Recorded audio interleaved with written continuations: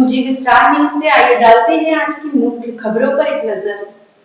कानपुर में cyber crime थाना Kanpur police ने एक जटिल अंतर्राष्ट्रीय साइबर ठगी का गिरोह का पर्दाफाश करते हुए 7 आरोपियों को गिरफ्तार किया। इन पर एक शिकायतकर्ता से लगभग 2.5 करोड़ रुपए की ठगी करने का आरोप है। पीड़ित व्यक्ति से जून माह में फेसबुक के जरिए एक अज्ञात महिला ने संपर्क किया। धीरे धीरे से विश्वास जताने के बाद उसे एक वेबसाइट दीप GTP India.VIP और व्हाट्सएप ग्रुप से जोड़ा गया। लगभग 6 महीने जून से दिसंबर तक उसे यूपीआई, एटीएम और एनईएफटी, आरटीजीएस के माध्यम से 96 संदिग्ध बैंक खातों में पैसे भेजने के लिए प्रेरित किया गया। जब पीड़ित ने अपना धन वापस मांगा तो उसे और उसके परिवार को परेशान किया जाने लगा, जिसके बाद साइबर क्राइम थाना में शिकायत दर्ज हुई। तकनीकी निगरानी और खाताधारकों की पड़ताल के बाद 30 दिसंबर को छापेमारी करके 7 आरोपियों को गिरफ्तार किया गया। पुलिस ने उनके कब्जे से 8 mobile phone, 42 bank passbook, 10 ATM card, एक लैपटॉप, क्रिप्टो करेंसी वॉलेट विवरण और लगभग 1.5 करोड़ रुपए के यूएसडीटी लेन देन के रिकॉर्ड बरामद किए। यह गिरोह संगठित तरीके से काम करता है। व्हाट्सएप व टेलीग्राम ग्रुप से शामिल करके लोगों को अधिक मुनाफे का लालच दिया जाता है। फर्जी ट्रेडिंग ऐप और प्रोफाइल के जरिए शुरुआती लाभ दिखाकर बड़ी रकम निवेश के लिए प्रेरित करता है, फिर धमकियों के बल पर पैसे हड़प ले जाते हैं। ठगी की रकम को कैश डिपॉजिट मशीन के जरिए जमा कराया जाता है और फिर क्रिप्टो करेंसी में बदलकर धन का स्रोत छुपा लिया जाता है। जांच में पता चला है कि यह गिरोह कंबोडिया में बैठे मुख्य आरोपियों के निर्देश पर काम करता है। कंबोडियन लड़की के रूप में फर्जी प्रोफाइल बनाकर पीड़ितों से दोस्ती की जाती है। बाद में एक फिल्मी अंदाज में कंबोडिया के स्टूडियो में तैयार किए गए सेट पर एक व्यक्ति लड़की के पिता और फौजी कर्नल का रोल अदा करता है। कानपुर में बैठे यह 7 स्थानीय ऑपरेटर मालदार लोगों को तलाशते हैं और कंबोडिया से मिले निर्देशों पर ठगी को अंजाम देते हैं।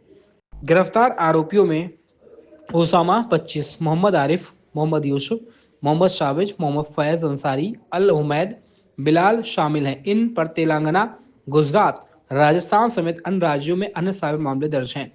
थाना चकेरी में मुकदमा संख्या 832/2025 की दर्ज है। आईपीसी की धाराएं 419, 420, 120 बी और आईटी एक्ट की धारा 66D के तहत मामला दर्ज हुआ है। पुलिस उपायुक्त के निर्देशन में साइबर क्राइम थाने की विशेष टीम ने सफल कार्रवाई को अंजाम शुरुआत हुई थी। ये 7 लोगों को पकड़ा गया है। ये 17 तारीख को एक मुकदमा पंजीकृत हुआ था 2.5 करोड़ रुपया इन्वेस्टमेंट के लिए कि हमसे इलीगली इन्वेस्ट कराया गया है और फ्रॉड हो गया है।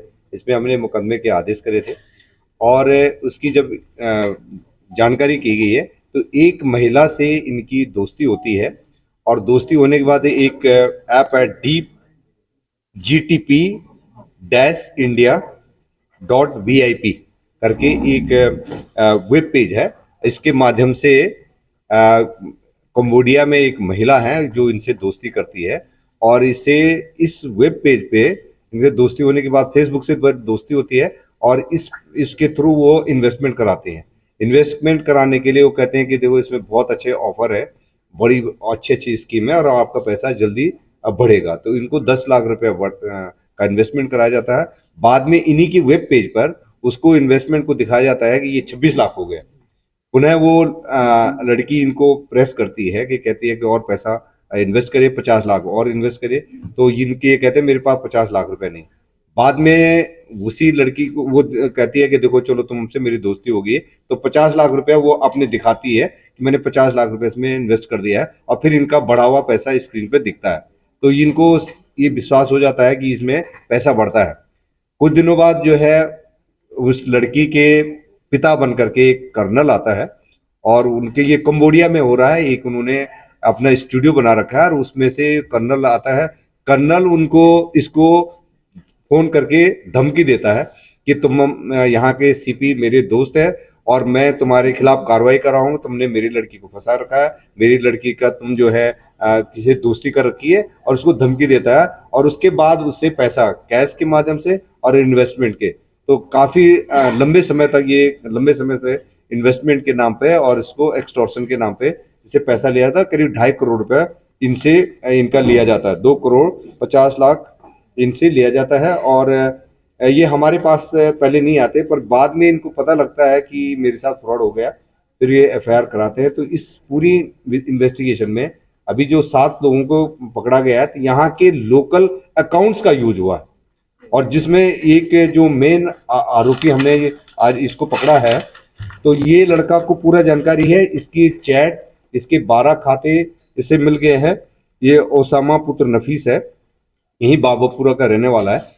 इसके 12 खाते, इसकी चैट उनके कंबोडिया वालों के ये टच में है, और यही यहाँ पर जो है जो पैसे का इसके मॉडस ऑपरेंडी है कि यूएसडीटी में कन्वर्ट कराना, और वहाँ पर पैसे का इनके रूटिंग होना कंबोडिया से जा करके, या पुनः यहाँ पर वहाँ से रूटिंग होकर के इनके खातों में पैसा आना, कैश में आना, कैश को फिर जो है यूएसडीटी में कन्वर्ट कराना। तो ये जो पूरा गैंग पकड़ा गया है, इसमें इससे पहले जो है डॉक्टर्स के साथ घटना हुई थी, करीब 5.5 करोड़ रुपए का उनका भी इन्वेस्टमेंट कराया गया था।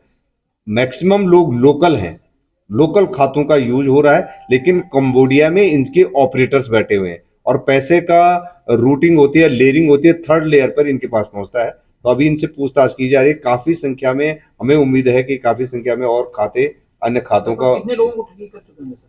कितना करोड़ की, कितने लोग? अभी तो ये घटना में इन्होंने केवल इसी घटना में कुछ शामिल होना बताया गया है, लेकिन इनके बारे में और जांच पड़ताल कर रही है।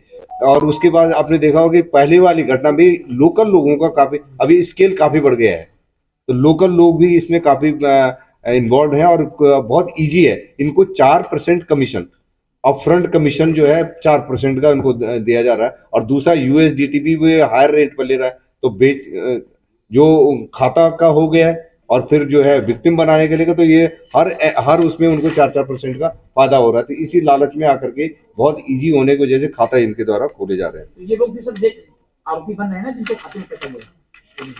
ये सब जो लोग जानबूझ करके लेन देन में, जो लोग जानबूझ के अपने अकाउंट खोलते हैं, या जो बेचते हैं, या जो हैंडलिंग जो करते हैं, तो ये लोग तो दोषी हैं, इनको पता है ये गलत तरीका हो।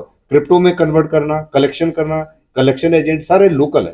तो अब इसकी गहनता से छानबीन की जा रही है, और ये बड़े लेवल पर हो रहा है। तो इससे पहले हमने एक वर्कआउट करा था कोई केस, और दूसरा ये केस है, इसमें भी जो है लोकल लोगों का इन्वॉल्वमेंट है। इसकी मेन कड़ी कंबोडिया में जरूर है। हमारी फॉरेन मिनिस्ट्री तो कर रही है, इसमें काफी उन्होंने कुछ लोग कंबोडिया से लाए भी गए थे, और हमारे यहाँ कानपुर के भी थे, जो हमारी टीम ने उनसे पूछताछ करी, और काफी ब्रेक थ्रू मिला है, हमें जानकारी मिली है कि ये कैसे रैकेट काम कर रहा है। तो लगातार हमें सेंटर से भी हमें इंफॉर्मेशन मिल रही है, और वहां से कुछ लोगों को इंडिया वापस लाया गया था, जिनको जबरदस्ती वहां पर रखा गया। शहरवासियों के लिए जो लोग ये हमारा जो है अवेयरनेस प्रोग्राम लगातार चल रहा है, और लोगों से बार बार अनुरोध किया गया है कि इससे सबसे ज्यादा प्रिवेंशन सबसे ज्यादा जरूरी है, कि हमारी जागरूकता, जितने जागरूक होंगे हम लोग, जैसे अभी इसमें देखेंगे फेसबुक के माध्यम से फ्रॉड इन्वेस्टमेंट करवाया गया, तो लोग लालच में ना आए। डिफरेंट ऐप्स हैं जिनका कहीं जो है सीबी से कोई कनेक्शन नहीं, पर लेकिन वो पोस्ट कराते हैं कि हमारे सीबी से हम लोग रजिस्टर्ड हैं। कुछ लोग जो है डिजिटल अरेस्ट के और सीबीआई का, ईडी का ये बना करके, अपने स्टूडियो टाइप का बना करके, और लोगों को दिखाते हैं कि हम ईडी से बोल रहे हैं। कोई ईडी, कोई सीबीआई किसी पैसे की डिमांड नहीं करती है, किसी लोगों को ऐसे नहीं बोलता है कि आप इतना पैसा ट्रांसफर करिए। ओटीपी मांगने कहीं कोई नहीं मांगता है। तो लोगों को हम लोग जागरूकता अभियान चलाते हैं कि लोग इसमें न पड़े, और काफी देखा होगा में जगह जगह हमारी जो मिशन शक्ति वाले हैं, लोगों को बताने की कोशिश कर रहे हैं कि इस ट्रैप में फंसे, अपना अकाउंट का डिटेल न दें, अपने जो मोबाइल फोन्स का इस्तेमाल, उसमें अपने जो अकाउंट का उसको जो है डबल ऑथेंटिकेशन कर रखें। आप डिजिटल पेमेंट्स के बारे में, जो किसी को आप रिसीव करने का, आप किसी को भेजने का नहीं, कोई लॉटरी ऐसी नहीं है, कोई इनाम ऐसा नहीं है कि जो आपके आता है। और जो कुछ ऐसे लिंक है जो अनवेरिफाइड लिंक है, उन पे आप कनेक्ट उसको क्लिक करें। तो पहले जानकारी करना ही ज्यादा जरूरी है। इनसे शुरू में ही तो 10 लाख रुपए किया था, टोटल अमाउंट 250 है, तो 250 2 करोड़ 50।